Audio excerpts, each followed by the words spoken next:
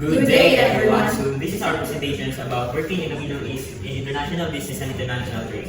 So first, the Middle East, which is rich cultural, heritage, and diverse economies, presents both unique opportunities and challenges for international business and international trade. This report delves into the economic landscape of the region, explores major industries, examines trade relations, discusses cultural considerations, and addresses the legal regulatory framework that governs business operations.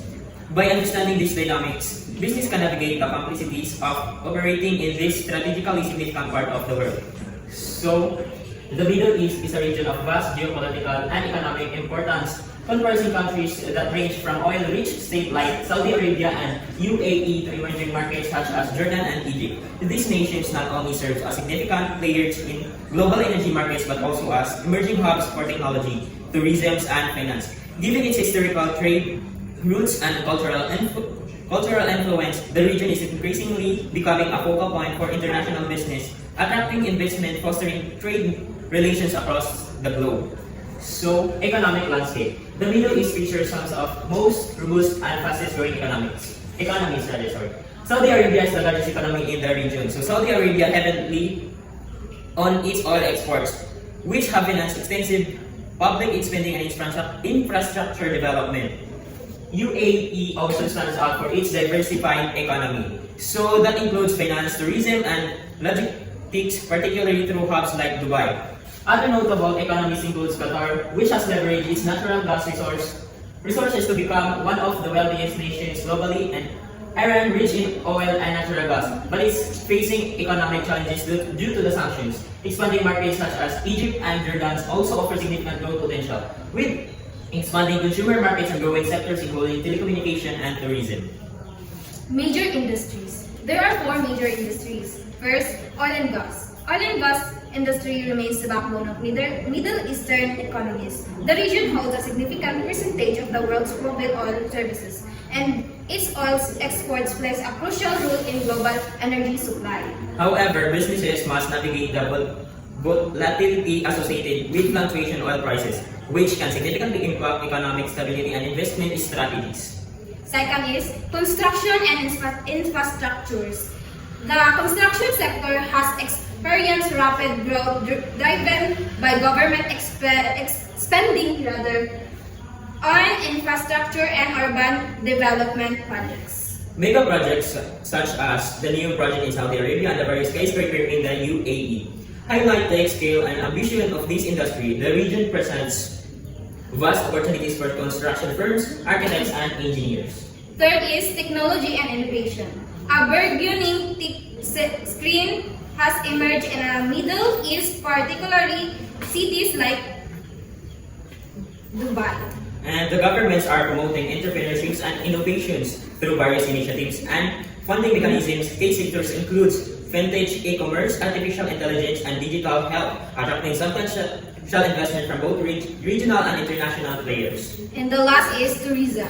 Tourism has grown significantly with countries like the UAE and the Saudi Arabia, investing heavily in tourism, infrastructures, and marketing. So the major events such as Expo 2020 in Dubai, held in 2021 due to the pandemic, showcase the region's potential as a tourist destination.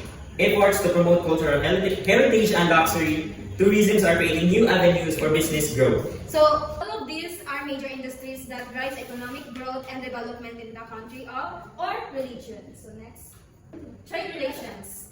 Key trade partners. The Middle East trade dynamic are characterized by a strong relationship with major economies such as China, the USA, India, and European nations. So these countries engage in trade involving oil manufactured goods, technology, and consumer products, outlining a complex web of interdependencies. Free trade agreements. Countries in the region, particularly those in the Crop Cooperation Council, have established free trade agreements. The faculties, economies, cooperation, and trade flowist. These agreements often provide for reduced traffic and enhanced market access, making the region attractive for foreign investors. Cultural considerations. Understanding local culture is paramount for successful business operation in the Middle East. So in relationships and trust, are foundational to the business links. Therefore, networking and relationship building are essentials. So, business etiquette. The business conduct in the Middle West often involves formal communication and decorum. Essential meetings may focus in developing rapport rather than jumping straight into business discussion. Also, atin po diri ang dress code are typically formal and reflect the local culture. Greetings with respect and also such as the traditional handshake. It's important and it's essential to be aware of cultural practices such as celebrating Ramadan and understanding the local customs.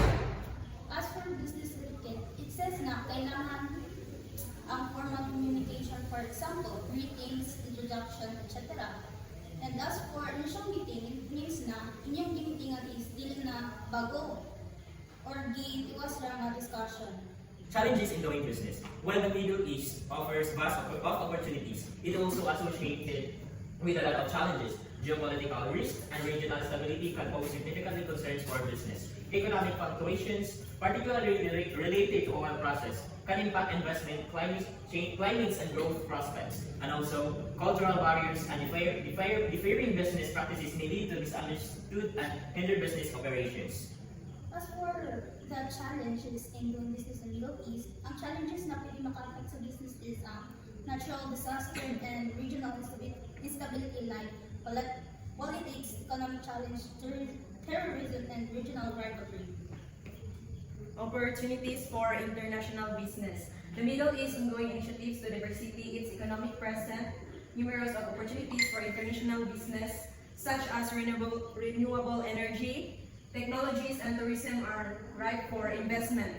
Companies that can build local partnerships and adapt their strategies can thrive in this evolving landscape. So, pinaagi sa mga opportunities sa Middle East, ang international nga mga negosyo makahimo og effective nga strategies aron mas successful ang mga evolving landscape.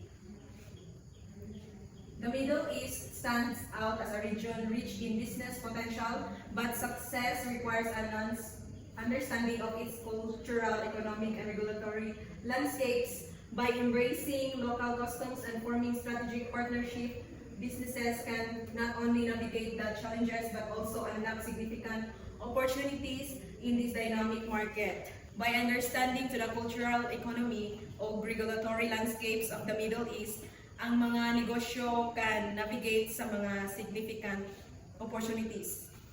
So that would be all. Thank you.